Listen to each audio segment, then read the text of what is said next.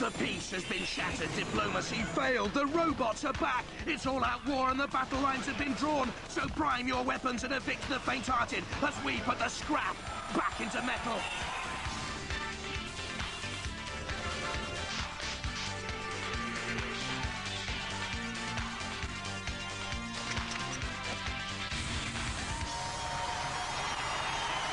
Ladies and gentlemen, please welcome your Commander-in-Chief, Craig Charles.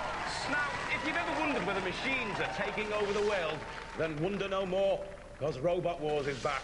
And it's bigger, it's more destructive, and offers more metal carnage than when Metal Mickey tried to juggle with Semtex. Robot Wars is a survival of the fittest, but its contenders aren't body beautifuls and figure-hugging lycra. They're ugly lumps of metal made out of nuts and bolts and household appliances and whatever was left lying around the garage at the time. Oh, and yeah, they want to kill each other.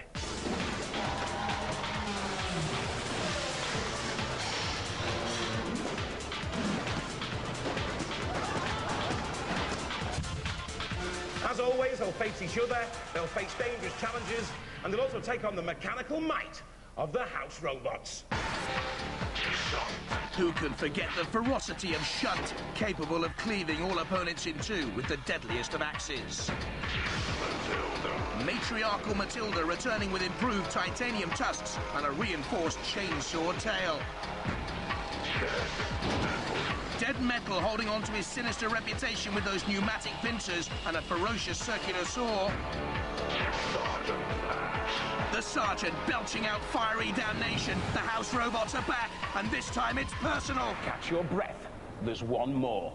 The biggest, baddest, butchest of them all. Ladies and gentlemen, bow down to the mechanical might of Sir Killalot. Awesome, majestic, with a deadly claw capable of cutting through solid steel, Sir Killalot thrives on wanton destruction. Now, you might think Sir Killalot's giving it all of that. You might think he's all mouth and no trousers. But look what he can do. Lump of metal, robotic arm. Awesome power personified.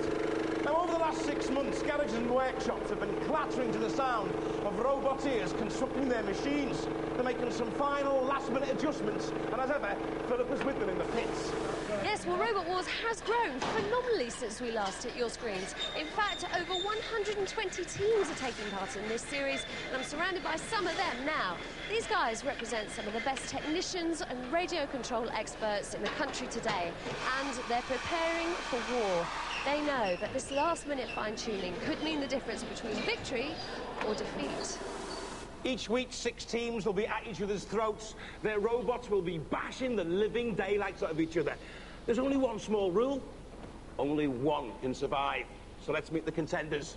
First, from East Molesey in Surrey, Victor. It may look like a wind-up go-kart, but this tubular steel frame, aluminium and steel-plated armoured V-shaped robot has weapons driven by a motorbike starter, and the lawnmower blade can be replaced by a formidable flail.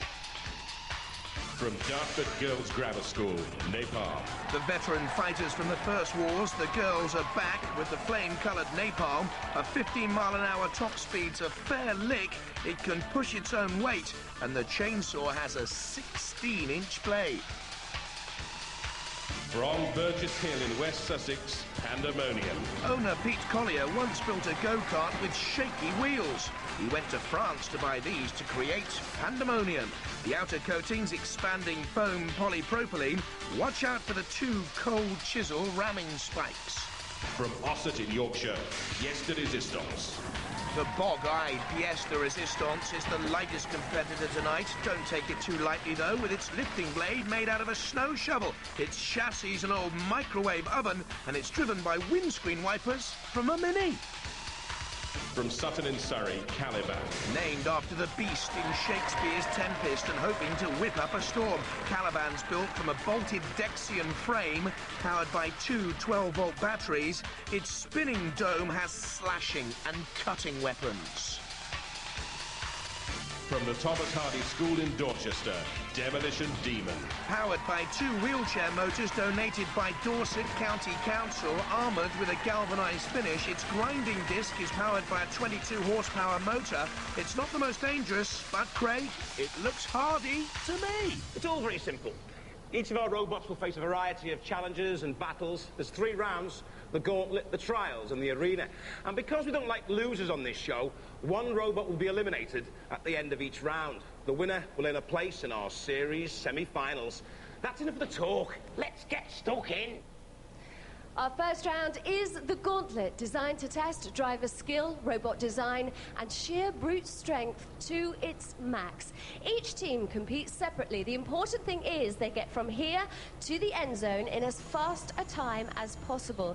Now, they have 3 routes to choose from. They can work their way straight down the middle, in which case they have to negotiate spikes, a brick wall, in whichever way they see fit, the treacherous seesaw, and as if that weren't enough, then they have a meeting with the lovely Sergeant Bash. If they're really silly, they'll risk the route over here with its flame pit, our ram rig with its circular saws, and to top that off, a meeting with the lovely Matilda. Now, they might think we've given them an easy option with this route over here. Since it's only got 2 pits to fall in, let me tell you the biggest pitfall of all is here. Sir Killalot, and he defends this route fiercely. First up, Napalm, with old friends of Robot Wars, Claire Greenaway and Rebecca Glenn. Roboteers, stand by. In the last war, if you remember, we had Detonator. Now we introduce Napalm. His main weaponry is this arm, which goes up, and then it activates the micro switch at the back, which turns on this lethal chainsaw. 3, 2, 1, activate. And the 15-year-old girls driving Napalm straight at the brick wall.